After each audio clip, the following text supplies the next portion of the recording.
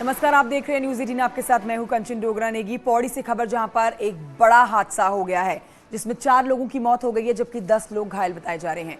3 लोगों की हालत गंभीर बताई जा रही है। हम आपको ये बड़ी खबर बता रहे हैं जिसको श्रीनगर मेडिकल कॉलेज में घायलों को भर्ती कराया गया है। पौड़ी के पेठानी इलाके में होलियारों से भरी हुई ये गाड़ी अनियंत्रित होकर खाई में जा गिरी। गाड़ी में कई लोग सवार थे। 14 लोगों की संख्या बताई जा रही है जो सवार थे। 4 लोगों की मौके पर मौत हो गई है जबकि घायलों को पास के अस्पताल में भर्ती करा दिया गया है। गाड़ी में सवार लोग चमोली के बिसौड़ गांव के हैं और होली मनाने पहुंचे हुए थे।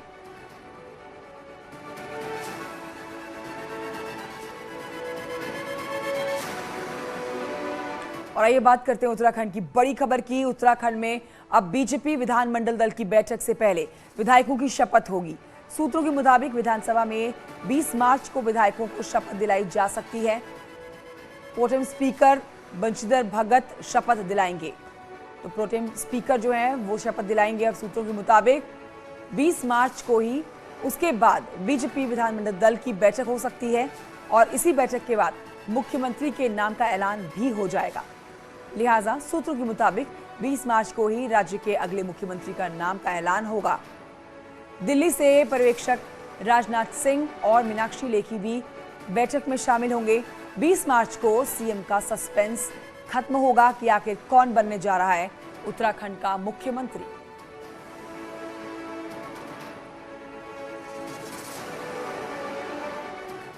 तो 20 मार्च को होगी तस्वीर साफ कि आखिरकार उत्तराखंड का मुख्यमंत्री कौन होता है। उत्तराखंड का अगला मुख्यमंत्री कौन होगा, इसका फैसला होली के बाद होना है। अब दिल्ली से देहरादून तक कयासबाजी जोरों पर है। आखिर मुख्यमंत्री की कुर्सी किसे मिलने वाली है और कौन मंत्री बनने वाला है। मुलाकातों और सिलसिलों का भी दौर जारी है।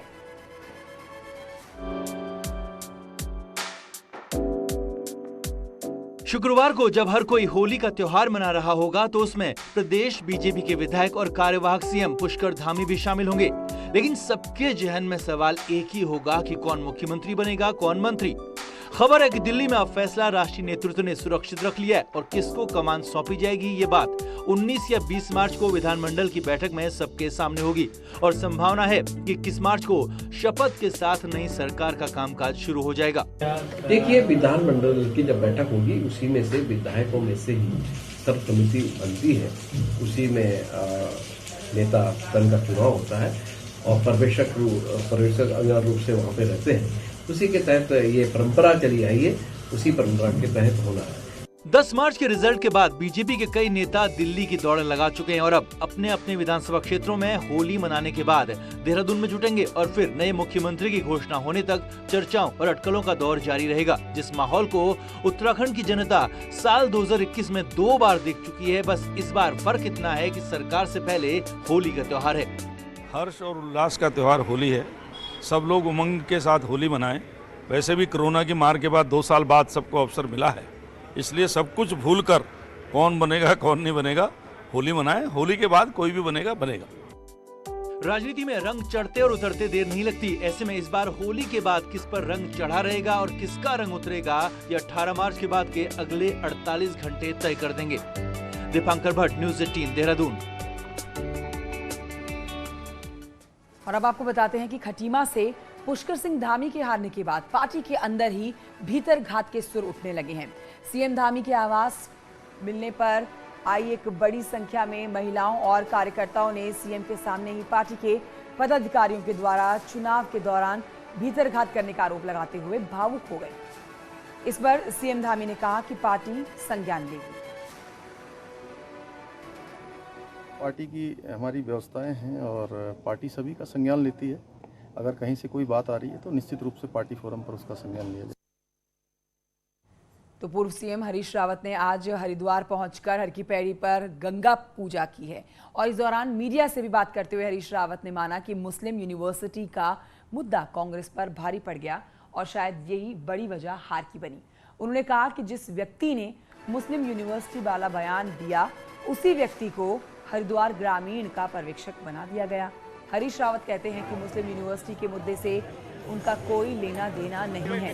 साजिश के तहत इस मुद्दे को उनके साथ जोड़कर पेश किया गया।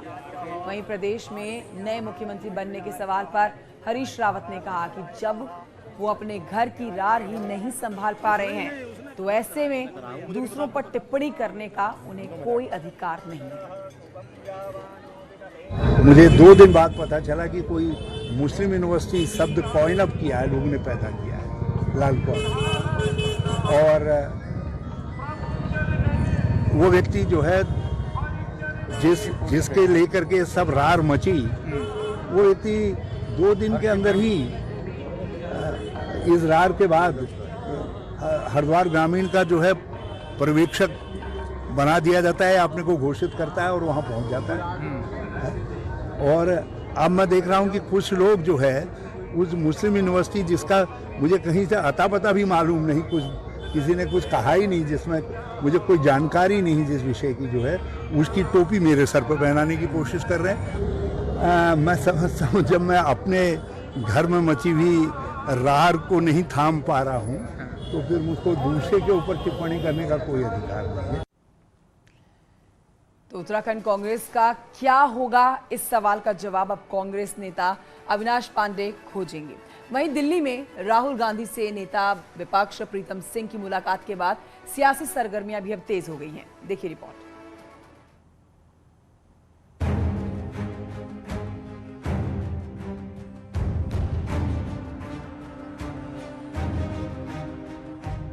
करीब 4 साल तक प्रदेश अध्यक्ष और 8 महीने नेता विपक्ष रहने वाले प्रीतम सिंह कांग्रेस के अकेले बड़े नेता हैं जो विधानसभा पहुंचने में कामयाब रहे। और यही बात फिर एक बार नेता विपक्ष के लिए प्रीतम सिंह की दावेदारी को पुख्ता बना रही है। वहीं बुधवार को दिल्ली में प्रीतम सिंह की मुलाकात कांग्रेस नेता राहुल गांधी से हुई। बातचीत को प्रीतम सिंह ने अनौपचारिक बातचीत करार दिया, लेकिन इशारों में यह भी साफ बता दिया कि अगले 5 साल पार्टी किसी भी सूरत में उन्हें नजरअंदाज नहीं कर सकती। कि अब जब कहीं पर मुलाकात होती है तो बात होती है, लेकिन इस परिप्रेक्ष्य में अविनाश पांडे जी को जिम्मेदारी दी गई है वो प्रदेश में आकर के तमाम चीज़ों की समीक्षा करने का काम।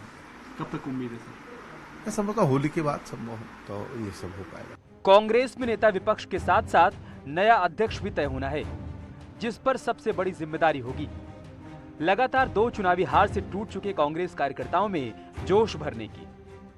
खुद चुनाव हार चुके कांग्रेस के कार्यकारी अध्यक्ष जीत राम का कहना है कि नेताओं को अब झगड़ों से आगे बढ़ना होगा। विश्वास है कि कांग्रेस इन सब चीजों से सबक लेगी और जो हमारे प्रदेश में वर्तमान में जो जिस तरह से कांग्रेस की हवा थी जनता में, उसके विपरीत हमको परिणाम मिले और इन सब चीजों को देखते हुए कांग्रेस को अब नए सिरे से खड़ा। उत्तराखंड कांग्रेस को अब राज्य में चुनाव लड़ने का अगला मौका 2027 में मिलेगा। ऐसे में मुश्किल दौर से गुजर रही कांग्रेस का हाल अगले 5 साल में कहीं और खराब ना हो जाए, इसकी जिम्मेदारी जीत कर विधानसभा पहुंचे कांग्रेस नेताओं पर होगी। दीपांकर भट्ट, न्यूज़ 18, देहरादून। तो कांग्रेस का क्या होगा, ये एक सवाल है, लेकिन अब आपको आगे बढ़ते बताते हैं कि पिथौरागढ़ में चाइना और नेपाल से सटे हुए इलाकों को अब सेना को देने की तैयारियां चल रही हैं। उच्च हिमालयी क्षेत्र में मौजूद 15 गांव को बॉर्डर मॉडर्न विलेज में तब्दील किया जाना है।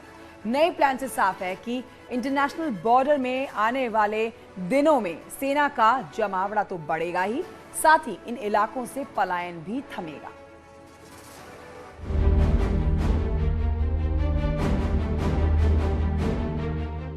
पिथौरागढ़ में व्यास और दारमा घाटी में कई इलाकों को सेना को दिए जाने की कवायद तेज हो गई है। चीन और नेपाल बॉर्डर से सटी व्यास घाटी के गुंजी, कालापानी और ज्वालिंगकोंग में सेना की अग्रिम चौकियां बनाई जानी है। यही नहीं, मुनस्यारी और मिलम में भी अग्रिम चौकियों को स्थापित किया जाना है। देश की सुरक्षा के लिहाज से अहम इलाकों को सेना को दिए जाने से पहले अधिग्रहण, ट्रांसफर और लैंड लीज के किराए को लेकर सेना और प्रशासन के बीच अहम मीटिंग हो रही है।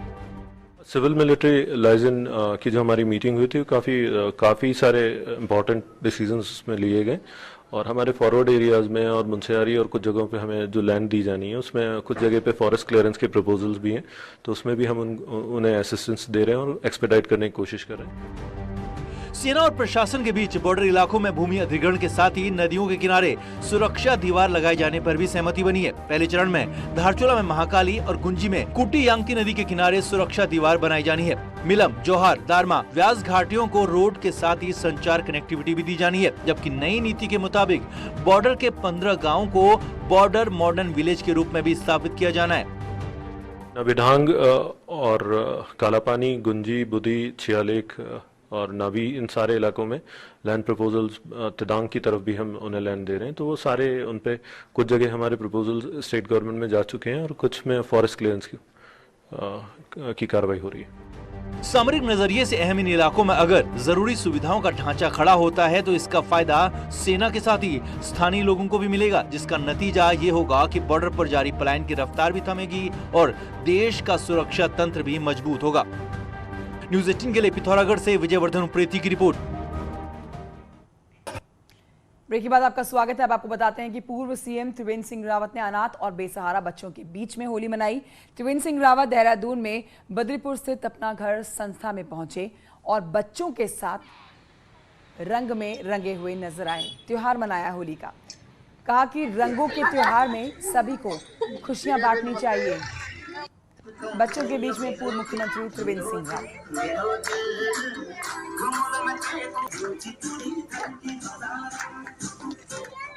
और आइए अब आपको सरोवर नगरी नैनीताल लिए चलते हैं, जहां पर कल रंगों में सराबोर नजर ये पूरी नगरी आई है। राम सेवक सभा में होली के रंग खूब बिखरे और अबीर गुलाल उड़ा हुआ नजर आया। बच्चों से लेकर बड़े होली के रंग में रंगे नजर आए। इस दौरान होलियारों ने पूरे शहर में होली जुलूस निकाला, शहर को आशीष दिया। हालांकि कल खल्लड़ होली के चलते होली पहाड़ में नहीं मनाई जाएगी और इस बार 19 को पहाड़ों में छलनी होगी।